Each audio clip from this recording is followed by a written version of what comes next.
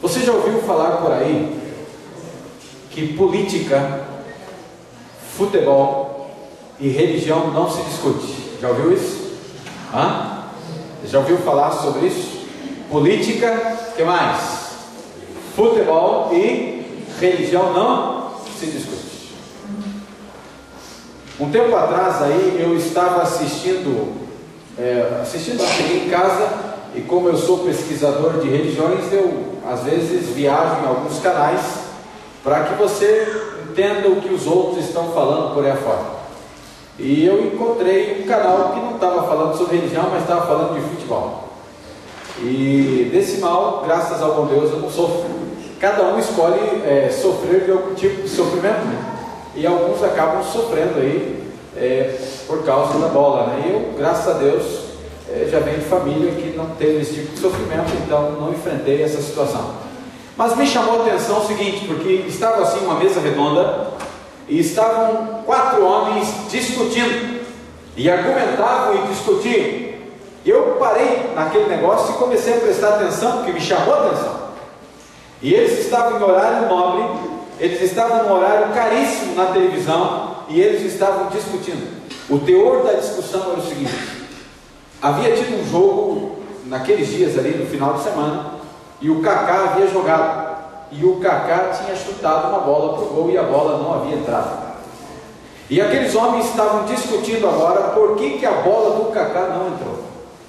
E aquilo me chamou a atenção.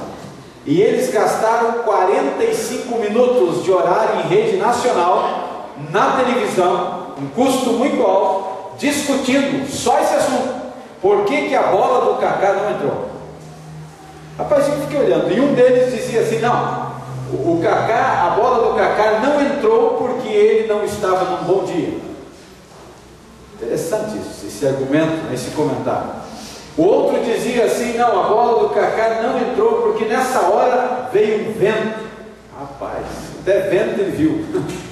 E o outro dizia assim: não, a bola do Kaká, rapaz, se fosse assim mais para a direita, mais para a esquerda, tinha entrado. 45 minutos discutindo por que a bola do Kaká não entrou. Eu fiquei indignado com isso. Eu disse para mim mesmo: se me dessem esse dinheiro para pregar na televisão as profecias para o tempo do fim, hein? Que bênção não seria para a população brasileira saber sobre as profecias para o tempo do fim, em vez de ficar discutindo por que a bola do Kaká não entrou. Não entrou porque não tinha que entrar. O cara ruim mesmo chutou fora. Não tem outra. Ele chutou errado e a bola não entrou. E passaram 45 minutos gastando dinheiro em rede nacional porque a abençoada bola não entrou. E aí note que o mundo aí fora diz 3 coisas: política não se discute, futebol e também o que? Religião. E vamos analisar assim rapidamente nessa introdução as 3. Quando nós olhamos para a questão política, nós entendemos e compreendemos que existem alguns políticos que são bons, sim ou não? Vocês estão tímidos hoje? Sim ou não? Tem gente comprometida, sim ou não? Tem. Mas tem alguns também que não são comprometidos, sim ou não? Sim. Também não tem. Ou seja, sim, a resposta está certa. Eles não são comprometidos. Então, adianta você ficar discutindo sobre política com uma outra pessoa? Adianta você ficar discutindo e dizendo: o meu candidato é melhor, o seu é ruim, o seu é assado? Adianta, será? Não. De nada adianta. Cada um decide e aceita aquilo que ele bem quer. Uma segunda situação: futebol. Será que adianta ficar discutindo por causa de futebol? Não, mas o meu time é melhor. Não, o meu que é melhor, o meu ali é do campeão, o meu é assado, o meu é assim. Vai levar a alguma situação? Não. Então o povo está certo, porque quando discute política, o povo acaba brigando mesmo. Quando discute sobre a questão futebol, o povo também acaba brigando. E religião? Religião, será que eu deveria discutir?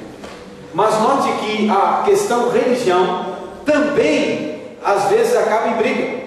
Mas quero dizer algo a você: futebol e política são assuntos totalmente aqui deste planeta do qual nós vivemos. Mas existe essa terceira coisa, que é a questão religião, que eu e você, meu amigo, nós deveríamos pensar um pouco sobre isso. Sabe por quê? Porque religião, a palavra religião vem de religar. O objetivo principal da religião, e quando Deus instituiu a religião, foi religar o homem ao Criador.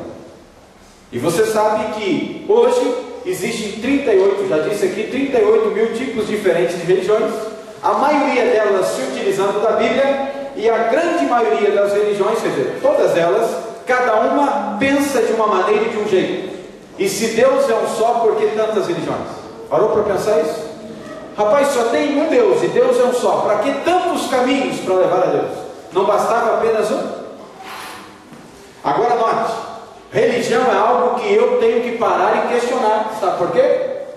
Porque religião tem a ver com salvação, religião tem a ver com vida eterna, religião tem a ver com céu, religião tem a ver com Deus. E quando eu começo a olhar para essa situação aí, meu amigo, eu tenho que discutir mesmo. E aí eu tenho que discutir ao ponto de dizer assim, ou está na Bíblia o que você está falando aí? A cada noite aqui, todo domingo e quarta-feira, nós estaremos estudando as profecias para o tempo do fim. E a cada noite, o que eu falar aqui, eu vou mostrar para você na história e também aqui. Ouviu isso? E só o fato de falar o que falar e mostrar aqui, ele nos dá segurança. Porque não é um homem que está falando, a voz é de um homem, mas a palavra é de quem? De Deus.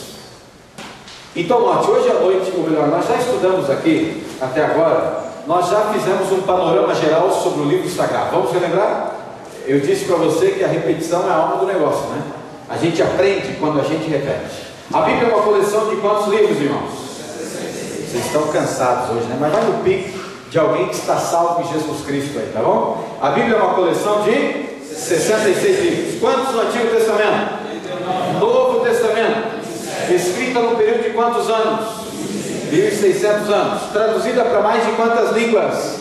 Viu como a gente vai melhorando? Está subdividida em 5 partes. Quais são elas? História, que mais? Poesia, profecias, evangelhos e cartas. A Bíblia, ela foi escrita em 3 línguas: hebraico, aramaico e inglês. Sim ou não? Não. A Bíblia foi escrita em portunhol, italiano e não sei mais o que, não? Francês, né? Não. A Bíblia foi traduzida para essas línguas, mas a Bíblia foi escrita em 3 línguas originais. Quais são elas? Hebraico, qual mais? Aramaico e grego. Numa conferência aqui, daqui uns dias, eu vou falar em grego aqui, viu? Você sabia que pastor tem que aprender a falar em grego também? Pastor tem que falar em grego, tem que estudar grego, tem que estudar hebraico para ser pastor? Pelo menos um pastor adventista, né? Pastor adventista faz uma faculdade de 4 anos de teologia para ser pastor, viu? 4 anos tem que estudar a fundo, tem que estudar hebraico, tem que estudar grego. Depois um pastor adventista vem para um processo parecido com um estágio, fica 4 anos no período de estágio, e no final de 4 anos a igreja diz: agora sim, você pode ser pastor. Interessante isso, né? Porém, afora alguns não, eles mesmos montam a igreja, criam a igreja e se autodenominam pastores, se autodenominam bispos, se autodenominam presbíteros, se autodenominam apóstolos. E esse é o mais cruel de todos, né? Em nenhuma parte da Bíblia você encontra que um homem poderia ser apóstolo. E você para um pouquinho e só pense. Está lembrado quando Paulo foi chamado por Cristo? Era Saulo e foi chamado por Cristo como Paulo. Foi mudado o nome dele. Os discípulos questionaram Paulo porque diziam a ele que ele não tinha direito de ser chamado apóstolo, porque apóstolo eram aqueles que foram chamados direto por quem? Por Cristo. E ele defende-se dizendo assim: mas eu também fui chamado por Cristo. E aí nós estudamos aqui ontem, na noite de domingo, um atentado à verdade. Nós conhecemos aqui, biblicamente, a agenda de Satanás, o que ele tem feito, o que ele vai fazer, aliás, o que ele fez no passado, o que ele está fazendo agora, o que ele vai fazer no futuro. Lembra disso? E hoje à noite nós começamos a estudar como foi que ele implementou, como foi que ele colocou em ação a sua agenda. Abra sua Bíblia no livro de Apocalipse. Quando a gente ouve, quando a gente olha e a gente analisa na Bíblia, aí a gente vê realmente o fundamento daquilo que alguém está falando. Apocalipse 17, Hoje nós iremos estudar sobre a estratégia do inimigo. A primeira delas, porque a partir de hoje nós iremos fazer uma viagem nos livros proféticos sobre as profecias para o tempo do fim. E eu quero fazer um convite assim muito especial a você. A partir de hoje faça um propósito com Deus, de você aguentar firme aí as próximas 10 conferências que nós vamos ter aqui. A sua visão, os seus olhos vão se abrir de uma maneira maravilhosa para o livro sagrado, de uma maneira que você nunca antes percebeu e viu. E se já conhecia, vai relembrar. E se não conhecia, seus olhos vão abrir de uma maneira maravilhosa. Capítulo 17 do livro de Apocalipse. Nós vamos ler aí a partir do versículo 3. O tema desta noite é a estratégia do inimigo. Como foi que ele iria colocar aquela agenda dele que estudamos na noite de domingo em ação. A Bíblia diz assim: transportou-me o anjo em espírito a o quê, irmãos? E vi uma mulher montada numa besta. Que cor era ela, irmãos? Besta repleta de nomes de blasfêmia, com quantas cabeças? Quantos chifres? Versículo 2: achava-se a mulher vestida de púrpura e de escarlata, adornada de ouro e de pedras preciosas e de pérolas, tendo na sua mão o que, irmãos? E o que era o cálice? Transbordante com 3 coisas. O que tinha dentro desse cálice? Lê para mim aí. Abominações, o que mais? Imundícias e o que mais? E prostituição. Versículo 5: na sua fronte achava-se escrito um nome, um mistério. Que nome era esse, irmãos? Babilônia Grande. A mãe de quem? Das meretrizes e abominações da terra. Então vi a mulher embriagada com o sangue dos santos e com o sangue das testemunhas de Jesus. E quando a vi, admirei-me com grande espanto. Levante sua cabeça por um instante e olha para cá e vamos conversar. Quem teve essa visão, irmãos? Quem foi? João, o último discípulo de Jesus Cristo que morreu de morte natural. Os demais todos foram assassinados. O João estava lá no mar Egeu, na Grécia, na ilha de Pátimos, aprisionado em uma prisão circunstancial, porque ela não tinha grades, mas era uma prisão que era rodeada de águas, e havia guardas que cuidavam para que ninguém resgatasse. E lá na caverna que ele fez de dormitório, fez de casa para ele, ele começou a ter as visões sobre o livro do Apocalipse, as visões para o tempo do fim. Eu pergunto e você responde. João teve uma visão. O que João enxergou, irmãos? Uma mulher. E essa mulher estava vestida de púrpura, estava muito bem vestida, escarlata. E essa mulher estava adornada também com o que, irmãos? Fala para mim, estava adornada com o que? Com ouro. E a Bíblia diz aí que ela também tinha mais o que? Pedras preciosas. E que pedra era essa? Uma delas aí. Pérolas. E também tinha na sua mão um cálice. E esse cálice era de alumínio. É isso que a Bíblia diz aí? Esse cálice era feito de lata de azeite, de óleo aí, dessa que compra no supermercado. Do que era feito esse cálice, irmãos? Ouro. Agora note que a Bíblia diz aí também que nesse cálice havia algumas coisas. Nós vamos ver aqui, a estratégia do inimigo. Nessa visão a Bíblia diz que João viu o que, irmãos? Fala para mim aí com vontade. Uma mulher. Essa mulher estava montada no que, irmãos? Numa besta. Note que em profecia 95% daquilo que a gente lê nos livros proféticos a gente não entende como se lê. Então como é que a gente entende as profecias, irmãos?